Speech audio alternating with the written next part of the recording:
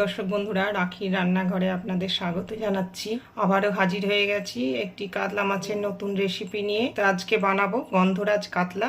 গন্ধরাজ কাতলা বানাতে আমার কি কি উপকরণ লাগছে একটু দেখে নেওয়া যাক। প্রথমেই নিয়ে নিয়েছি কাতলা মাছ, টক দই, কাজু বাদাম অল্প করে কয়েকটা, 1 ইঞ্চি আদাকে টুকরো করে নিয়েছি রসুন, 2টো পেঁয়াজ, গন্ধরাজ লেবুর পাতা রেখেছি গার্নিশিংয়ের জন্য, কাঁচা লঙ্কা। ঝালটা আপনারা স্বাদ অনুযায়ী দেবেন। তো প্রথমেই মাছটাকে একটু ম্যারিনেট করে নেব।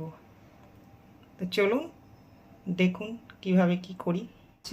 স্বাদ মতো একটু লবণ দিয়ে নেব, একটু গোলমরিচ গুঁড়ো দিয়ে নেব,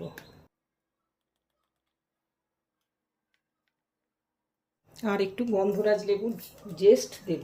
সাবধানে দিতে হবে বন্ধুরা, এই সবুজ অংশটা লেবুর আমি দেব, সাদা অংশ যেন না পড়ে, তাহলে তেতো হয়ে যায়। সেই সামান্য একটু যেটুকু বেরোচ্ছে, বেশি ঘষা যাবে না, এই যেটুকু বেরোলো এটা দিয়ে আমি ম্যারিনেট করে নেব। আর একটু লেবুর রস। মাছটা 10 মিনিট থেকে যেমন যতটা খুশি আপনারা ম্যারিনেট করে রাখতেই পারেন। আমি 5 মিনিট থেকে 10 মিনিট মতো ম্যারিনেট করে রাখবো। ততক্ষণে একটা মশলা তৈরি করে নেব। আপনাদের দেখিয়েছিলাম আদা, পেঁয়াজ, কাঁচা লঙ্কার একটা পেস্ট বানিয়ে নেব, আর টক দই আর কাজু বাদামের একটা পেস্ট বানিয়ে নেব। তো চলুন আমি এগুলো সেরে ফিরে আসছি। কড়াতে সর্ষের তেল গরম করে নেব। বড় চামচের 2 চামচ মতো আমি তেল দিয়ে নিলাম। সামান্য একটু নুন ছড়িয়ে দেবো যাতে মাছটা চিপকে না যায় তেলে। এবারে একটা একটা করে মাছ ভেজে নেব।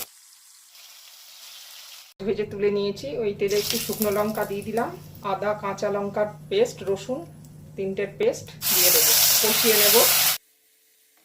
মশলাটা একটু ভালো করে কষিয়ে নিতে হবে। এবারে গ্যাসের ফ্লেমটাকে লো টু মিডিয়ামে রেখে টক দই আর কাজু বাদামের পেস্ট মিশিয়ে দেবো। সামান্য চিনি দিয়েছিলাম এতে, দই টক হয়, এটাকে ভালো করে কষাতে হবে। এবারে স্বাদ মতো একটু লবণ মিশিয়ে দেবো এর মধ্যে। এটাও কষানো হয়ে গেছে, দেখুন সাইড থেকে থেকে তেল ছাড়ছে। এবারে একটু পরিমাণ মতো জল এর মধ্যে মিশিয়ে দেব। গ্রেভিটাকে একটু ফুটতে দেব, তারপর মাছ দেব। এবারে কিছু গন্ধরাজ লেবুর পাতা কুচি করে রেখেছি সেটা দিয়ে দেব। একটা চেরা কাঁচা লঙ্কা দিয়ে দিলাম, মাছগুলো দিয়ে দিলাম, আরও একটু লেবুর জেস্ট উপর থেকে আমি দিয়ে দেব। খুব বেশি দেবেন না, তাহলে তেতো হয়ে যায়। এবার আঁচ কমিয়ে 5 মিনিট হতে দেব, তারপরে লেবুর রস মেশাবো। গন্ধরাজ কাতলা আমার তৈরি হয়ে গেছে।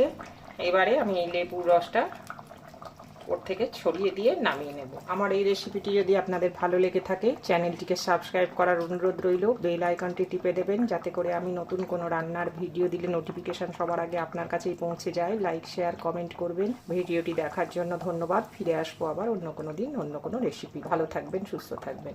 গরম ভাতের সাথে বানিয়ে খেয়ে দেখবেন।